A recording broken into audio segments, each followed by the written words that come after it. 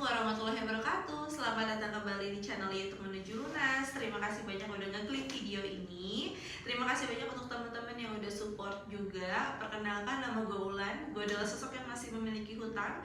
Gue bikin video ini kayak buat untuk saksi bisu perjalanan gue nantinya menuju lunas sampai dengan 0 rupiah atau 100% ya guys. Mudah-mudahan teman-teman yang di luar sana yang masih memiliki hutang juga segera mendapatkan jalan buat cepet-cepet melunasi hutangnya. Dimana di sini kalau misalnya gue bikin video random ya teman-teman, bisa untuk pas curhat mengenai galbainya ataupun dan lain-lain.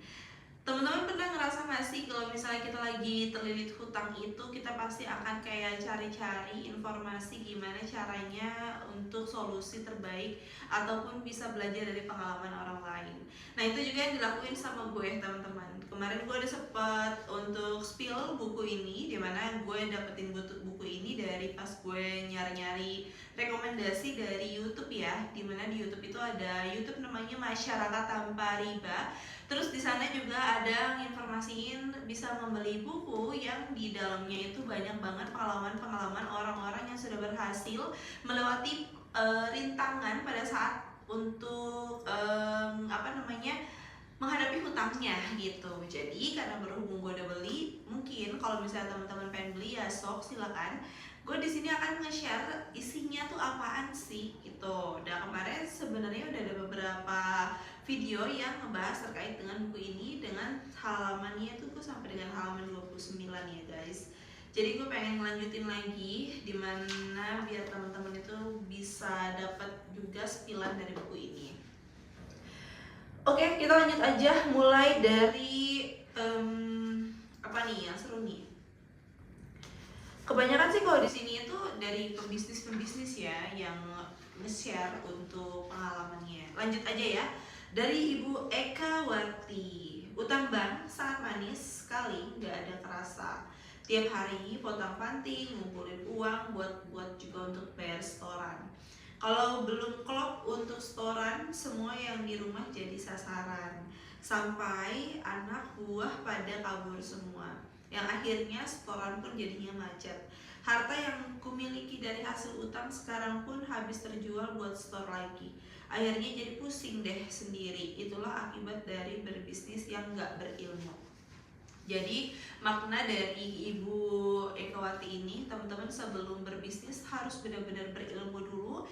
Dan usahakan kalau memang berbisnis bisa menggunakan dana tabungan ataupun tidak menggunakan hutang lah ya intinya.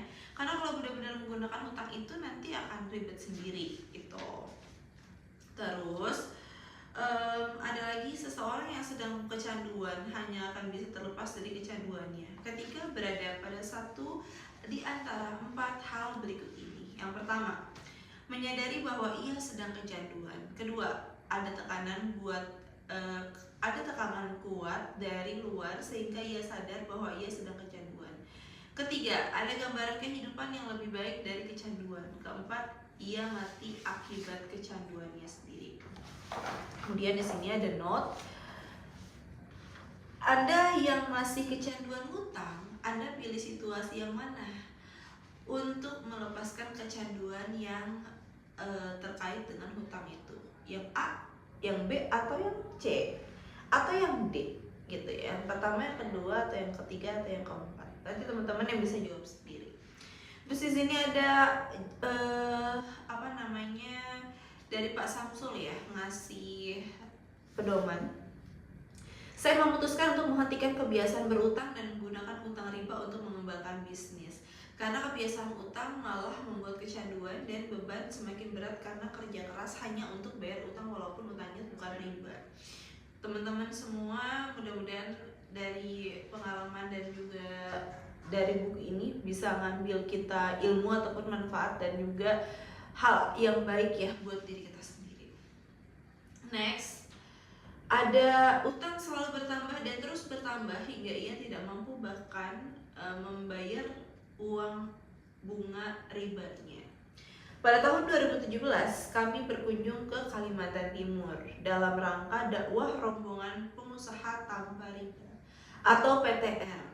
Ketika itu, kami bertemu seorang pengusaha yang memiliki 30-an kartu kredit 30 kartu kredit, guys.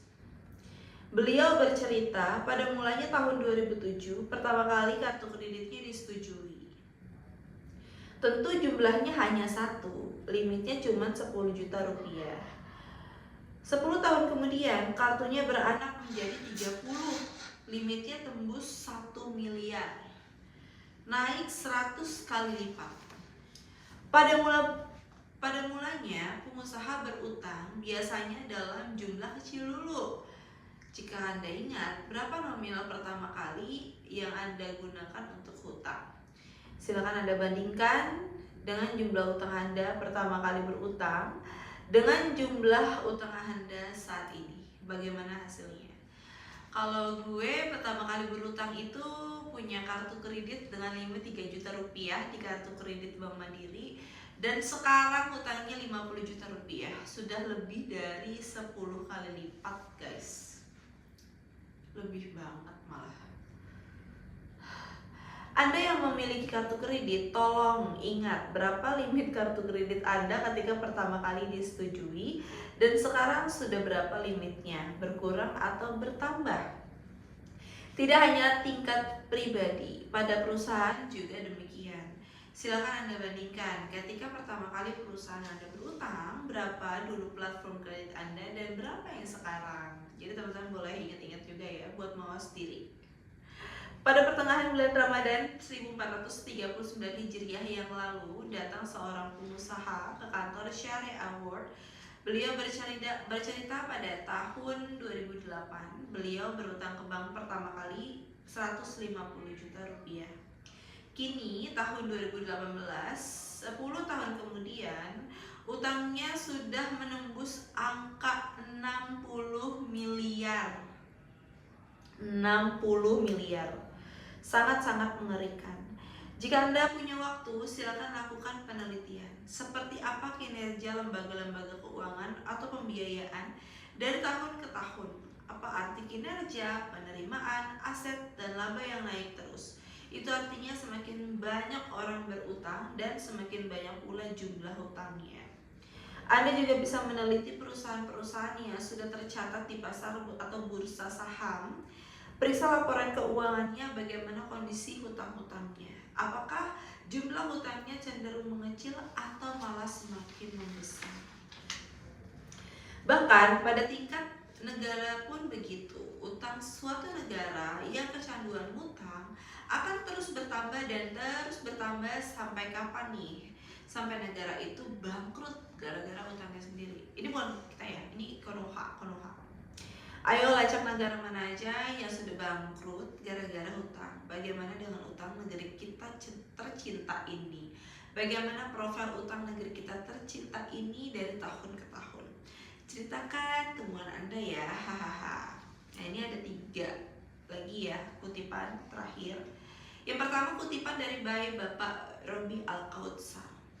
Saya memutuskan untuk menghentikan kebiasaan berutang dan menggunakan utang riba untuk mengembangkan bisnis, karena ternyata bukan membuat usaha lebih barokah, malah tabiat buruknya semakin bertambah dan bertambah terus. Dan beban juga semakin bertambah. Apalagi yang menyangkut dengan riba, nauzubillah min dzalik. Terdengar dosanya aja bikin merinding. Lanjut dari Denres. Saya memutuskan untuk menghentikan kebiasaan berutang dan menggunakan utang riba untuk mengembangkan bisnis, karena utang riba khususnya buat usaha nggak ngasilin apa-apa, plus cuma ngasilin cicilan bulanan tok. Hasilnya tuh nggak ada sama sekali. Itu ya teman-teman. Dan yang terakhir dari By M. Hatta. Tahun 2018, pemerintah berencana menambahkan utang 399 triliun. Pada saat yang sama, bunga utang yang harus dibayar mencapai 238 triliun lebih. Sementara bayar pokoknya dalam dan luar negeri sendiri di tahun 2018 mencapai 71,4 triliun. Jika cicilan pokok utang ini ditambahkan dengan pembayaran bunganya, maka nilainya mencapai 309,4 triliun. Artinya 77,5% dari besaran nilai utang yang ditarik justru hanya dihabiskan untuk bayar utang hutang itu sendiri di tahun yang sama. Ini semua membuktikan bahwa pemerintah telah terjebak dengan hutang. Gali lubang, tutup lubang. Halaman 57 teman-teman. Di sini banyak pengalaman yang bisa kita dapat. Jadi mudah-mudahan walaupun di sini contohnya adalah utang-utang yang besar, mudah-mudahan kita yang punya utang-utang kecil bisa melewati ini semua dan bisa lebih bijak ya kalau misalnya sekarang udah benar-benar terjerat di galbay. Itu aja teman-teman, dan boleh banget kalau misalnya teman-teman pengen request lagi untuk dibacain buku ini, tinggal komen aja, nanti gue akan bacain lagi. Thank you banyak udah nonton sampai akhir. Jangan lupa tetap bahagia dan tetap waras ya guys. Wassalamualaikum warahmatullahi wabarakatuh.